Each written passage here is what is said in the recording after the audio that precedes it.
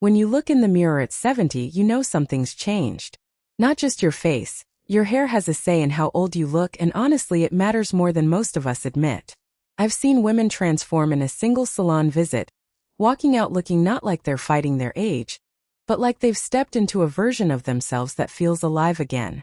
The thing is, there's a difference between a haircut that ages you and one that actually works with the face you have right now. Today I'm walking you through 6 haircuts, 3 that will genuinely take years off your face, and 3 that, well, they might be adding them instead of subtracting them. I want you to know exactly which ones to ask for when you sit down in that chair, and which ones to politely decline. Because you don't have to wait for special permission or a particular occasion to stop looking older than you feel. You deserve to catch your reflection and smile at what's looking back. So stay with me, because the first cut I'm going to show you might surprise you. It's soft, it's easy to maintain, and women at 70 who've switched to it keep telling me it was the one thing they wish they'd done sooner. And by the end of this video you'll know not just what to ask for, but exactly what to tell your stylist to get it right. 1. The pixie that lifts everything. Here's the thing about a well-cut pixie when you're over 70. It's not what your mother had in 1985. Modern pixies are soft, they're intentional, and they frame the face in a way that honestly makes your cheekbones look like they've woken up. I know the word pixie might feel a little nervous if you've never worn your hair short before, but this isn't about going severe or masculine. This is about short layers that curl up around your face, leaving length on top, maybe an inch or two longer in the front than the back, so there's softness where it matters most. When you have short hair like this, your face gets all the attention. And here's what happens. When your hair isn't sitting heavy on your shoulders, when it's not pulling your features down, suddenly your jawline shows up, your eyes have more space around them, and you look more alert. A lot of women tell me that after they cut their hair short, people start saying they look younger, more energetic, like they've got this quiet confidence they didn't have before. That's not magic. That's just what happens when the frame around your face actually works with you instead of against you. The maintenance is easier than you'd think too. A pixie needs a trim every 4 to 6 weeks to keep its shape, but it's a quick wash and go situation most mornings. You're not blowing it out in circles or pinning it up. You wake up, run your fingers through it, maybe a little texture product if you want definition, and you're done. And if your hair is thin or fine, oh my goodness, this is your answer. Short hair gives the illusion of volume in a way that long, thin hair simply cannot. It sits fuller, it catches light better, and it doesn't show the scalp the way longer styles do. You're going to feel lighter, freer, and honestly more like yourself than you have in years. Now the thing you need to tell your stylist is this. Ask for a textured pixie with length on top and soft layers throughout. Not blunt. Not severe. You want layers that are choppy enough to move and curl, but not so severe it looks like a 1990s cut. Show your stylist a photo of a woman over 60 with a soft pixie, someone with visible gray or silver hair, someone who looks like she, not a teenager. That's your reference point. This cut absolutely flatters square faces, round faces, and oval faces. If you have a very angular face, it still works beautifully. It just softens those angles. Most women who are nervous about the pixie and actually do it, they never go back to long hair again. It's like they've discovered a version of themselves that's been waiting under all that length the whole time. 2. The layered bob that softens everything. Now, if short hair feels like a leap too far, I want to tell you about the layered bob.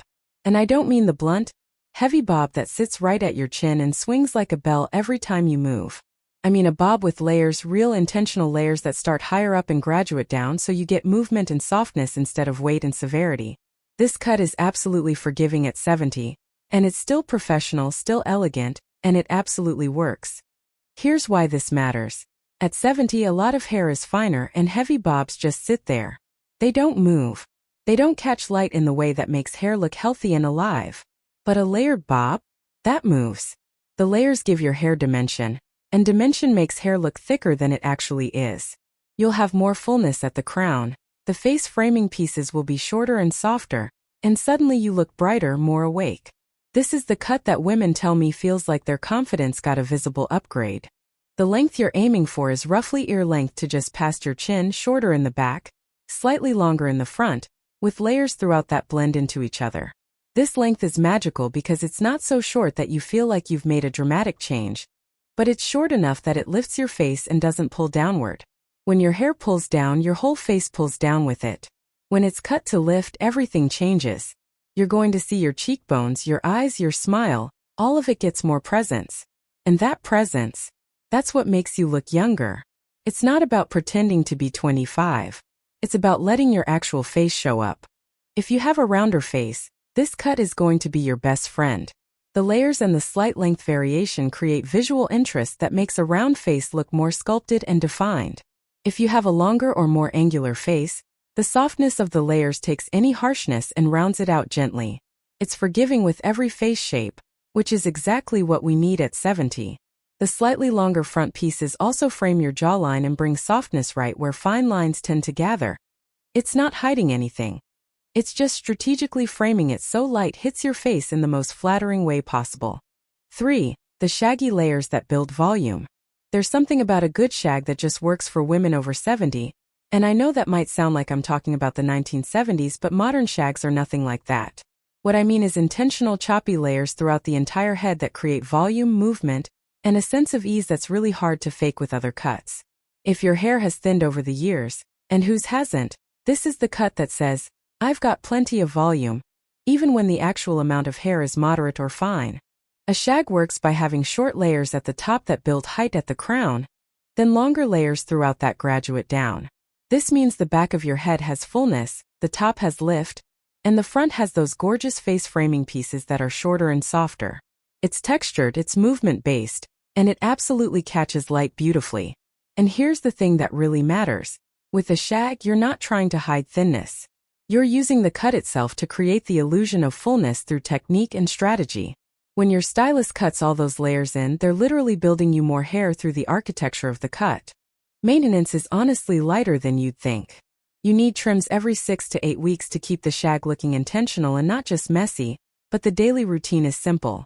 You wash it, you can let it air dry if your waves cooperate, or you can blow dry it with a little texture spray and finger comb it for soft waves. It's forgiving enough that it doesn't need to be perfect, but structured enough that it always looks put together. And honestly, if you've been wearing your hair long and heavy your whole life and you're afraid of a dramatic change, this is the middle ground that doesn't feel dramatic at all. Feels like you. It just looks fresher, softer, and undeniably younger. The key when you talk to your stylist is to say, I want choppy layers throughout for movement and volume, especially at the crown. I want face framing pieces but nothing too severe. I'm aiming for soft texture, not a blunt cut. Bring a picture of a woman over 60 with a modern shag, someone with visible gray and texture in their hair. This cut absolutely works with gray hair. In fact, gray hair shows off the layers and texture beautifully because the shorter layers catch different light than the longer ones. If your hair is fine or thinning, this is exactly your answer. The layers make thin hair look fuller and more interesting than a one-length cut ever could. 4. The blunt bob that adds years.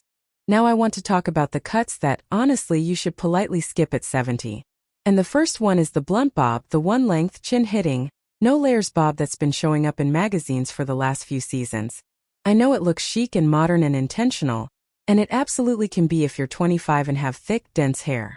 But at 70, when your hair is naturally finer, when you've got a slower metabolism for new growth, when you need every bit of strategic framing you can get, a blunt bob is actually working against you. Here's why.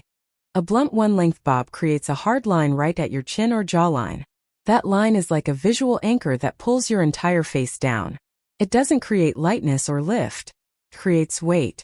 And weight at the chin, at the jaw, in that area where we're all a little softer now? That doesn't help. It emphasizes exactly what we're trying to gently soften. Plus, a blunt bob on finer hair looks thin, because there's nowhere for the hair to hide. Every strand is visible, every gap shows, and it actually makes thinning look more obvious, not less. Also, maintenance on a blunt bob is strict. If your hair grows half an inch, that line gets soft and blurry, and you've lost the whole point of the cut. You're committed to a trim every 4 weeks, no exceptions, or it starts to look unkempt. With layered cuts, you have flexibility. Hair grows in layers, it blends, it still looks intentional. With a blunt bob, you're constantly chasing a shape. And honestly, after 70, we deserve cuts that work with our lives, not against them. This one takes more energy than it gives back. 5. The long one-length hair that drags everything down. This is something I need to say gently but honestly. If you're 70 and you're wearing your hair long in one length, it's likely making you look older than you are. I know that might hurt a little if you love your long hair, and I'm not saying you have to cut it all off tomorrow. But I want you to understand what's actually happening when hair sits at your shoulders or longer, all one length without layers or movement. Long one-length hair creates vertical pull. It literally pulls the skin of your face downward through sheer visual weight and line. When everything is pointing down, your jawline, your cheeks, the corners of your mouth in relation to the hair frame, everything droops. Gravity is real, and so is the visual power of line in a frame. A long, heavy, one-length cut is telling your face to look down, to settle, to accept heaviness. And that's the opposite of the visual lift we're aiming for. Plus, and this is important, long hair on a 70-year-old scalp that's experienced some thinning looks sparse. You're stretching whatever hair you have over more length, which means you see more scalp, more of those little gaps, and it actually emphasizes thinness instead of disguising it. And the ends, after decades of life, tend to be drier, frizzier, less lustrous. You're showcasing the part of your hair that's been through the most. Compare that to a layered cut that keeps things shorter, tighter, fresher looking. It's literally showing your hair at its healthiest point, not its most tired point. If you're emotionally attached to longer hair, I hear you. Long hair can feel like femininity, like freedom, like part of your identity, and you don't have to go super short overnight. But consider bringing it to shoulder length and adding layers. Layers change everything. They lighten the visual weight, they create movement, they give your hair texture and interest. A layered shoulder-length cut is entirely different from one-length hair at the same length. The layers are the magic. Even if you keep it somewhat longer, if you add layers, you've solved about 80% of the problem. You'll look fresher, lighter, and yes, younger. 6. The thin, wispy layers that emphasize thinning. The last cut I want to warn you about is the one that sounds good in theory but backfires in reality. Super thin, wispy, razor-cut layers that are meant to look light and feathery. I get the appeal. Sounds delicate. It sounds sophisticated. Sounds like it would make fine hair look fuller. But here's what actually happens. When you razor and ultra-thin layers on hair that's already getting finer with age, you're creating more gaps, more visibility of the scalp, more of that thin, wispy look that actually emphasizes the thinning instead of working with it. Thin, wispy layers work beautifully on women with thick, dense hair who need to reduce bulk. But on fine or thinning hair, you need weight and structure, not more separation. You want layers, yes, that's non-negotiable for creating lift and movement. But you want blunt cut layers that maintain some density and structure, not razor-thin layers that fragment the hair and make thinning more obvious. There's a real difference, and your stylist needs to know you want textured layers, not feathery wisps. When you're sitting down to get a cut and your hair is fine or thinning, the conversation should be, I want textured layers that maintain structure and density. I want movement and lift, but I don't want the layers to be so thin that my scalp shows through. Blunt cut layers, not razor-thin feathering. Your stylist will understand. The right stylist, anyway, the one who has experience with hair over 70, will know exactly what you mean. They'll cut you layers that are choppy enough for movement, but dense enough to look full and intentional. That's the sweet spot. That's what makes hair at 70 look alive, vibrant, and absolutely not fragile. This is also where I want to remind you. Don't take styling advice from a 25-year-old fashion blogger who has thick, youthful hair and a completely different scalp situation than you do. Take advice from women over 60 who've actually solved this problem. Look at real women with real hair getting real results. That's your reference point. That's what matters. So here's what I want you to hear as we wrap up. You don't need permission to look like the best version of yourself. You're 70. You've earned the right to look in the mirror and feel good about what you see. And hair, just hair, one simple cut, can absolutely shift that feeling. The cuts that work are the ones that lift, that create dimension, that work with your actual hair and face instead of against them. The pixie, the layered bob, the modern shag. They're all saying the same thing. You matter. Your face deserves to be seen. Your softness and your strength deserve to show up. And the cuts to skip are the ones creating downward pull, emphasizing thinning, or demanding more maintenance than they're worth. You know your stylist best. You know what feels right for your face, your lifestyle, your confidence. But I hope this video gives you the language to ask for what you need. Tell them you want textured layers, not wisps. Tell them you want lift, not weight. Tell them you want a cut that says you're not trying to disappear. You're trying to shine. Because that's what this is really about. You deserve to catch your reflection and smile. You deserve to hear you look beautiful and believe it. And you deserve to feel like yourself. Just fresher, more awake, more present. That's not vanity. That's self-respect. That's saying yes to yourself. If you found this video helpful, don't forget to subscribe to Timeless Wisdom Path.